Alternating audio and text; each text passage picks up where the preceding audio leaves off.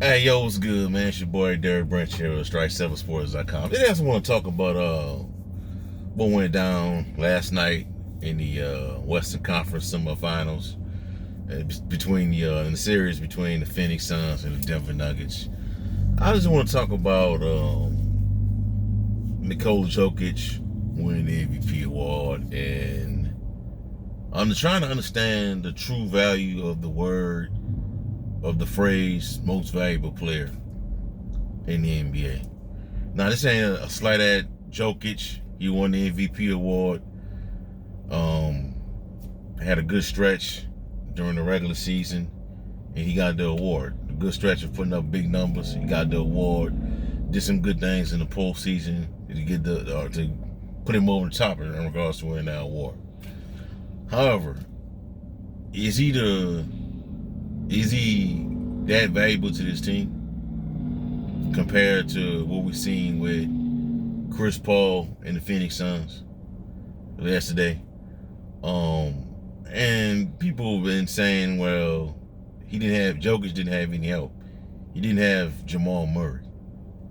I'm like, I understand that, but does Jokic provide the same type of value that Chris Paul provides to a franchise, to a team?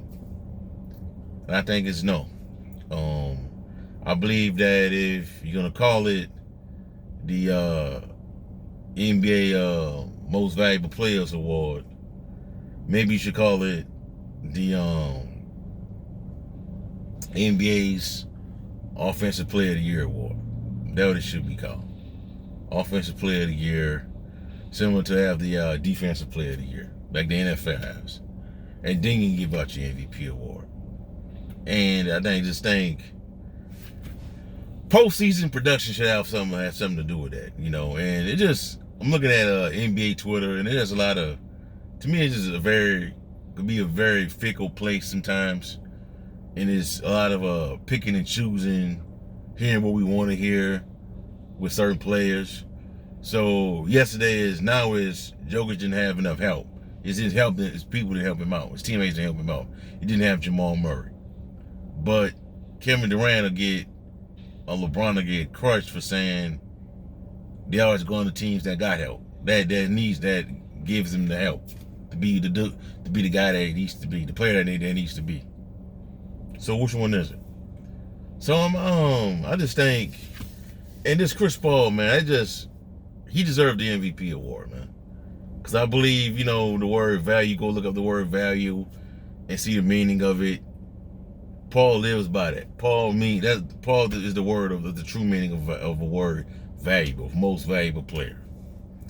What he's done for the Suns is just second to none, man. I think this may be his greatest, masterpiece right here.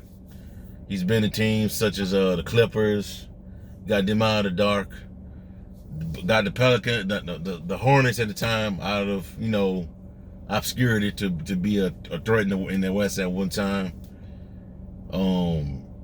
Didn't do too well with Houston, in my opinion. I mean, that's because of working with James Harden and all that. But Oklahoma City was a good spot he was in.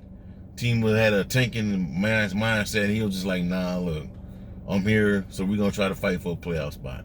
He did that. He helped out with that team.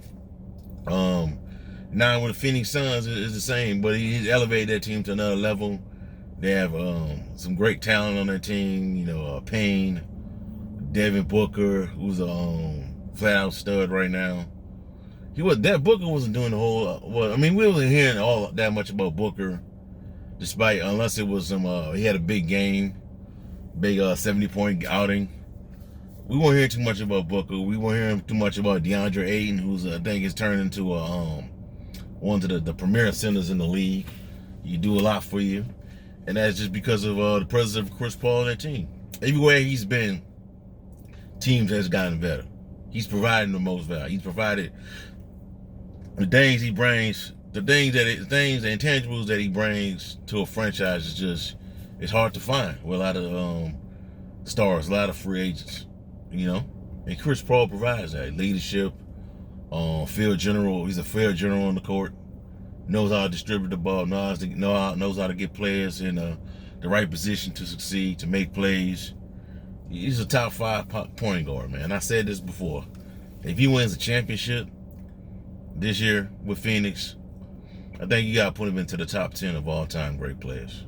He's in the top 5 for a bit when it comes to point guards. But top 10 players, Magic, Jordan, Kareem, Kobe, LeBron, Michael, you got to put him up there with his one championship. You have to. He's that good. And understand that hope people appreciate what is he, what the contributions Chris Paul has done for the league, has given to the league. You know? And I just think that going forward, I mean, MVP shouldn't be won by what you've done in the regular season. It shouldn't be won by that, man. It should be more than your numbers, or more than just what you've done during a stretch, during a 10 to 15 game stretch where you're just putting up big numbers and all that. It should be more than that. So I just think they should think about that and just have a defensive player of the year, offensive player of the year, and the league's most valuable player. And start putting a more of an emphasis on the word valuable in that acronym. Most valuable player. Put more emphasis on that. What a player does to that team. What it provides to that team. What can a player, that team survive with him being being missing for a few games? Put some emphasis on that, you know? But anyways, man, I ain't gonna hold y'all up too long, man. I'm gonna get in this store real quick, get what I gotta get. And that's all I have for y'all for right now. Give me a like, comment, subscribe to the channel, let me know how you feel. If you saw this on IG, do the same. Follow, like, let me know how you feel in the comment section on IGTV.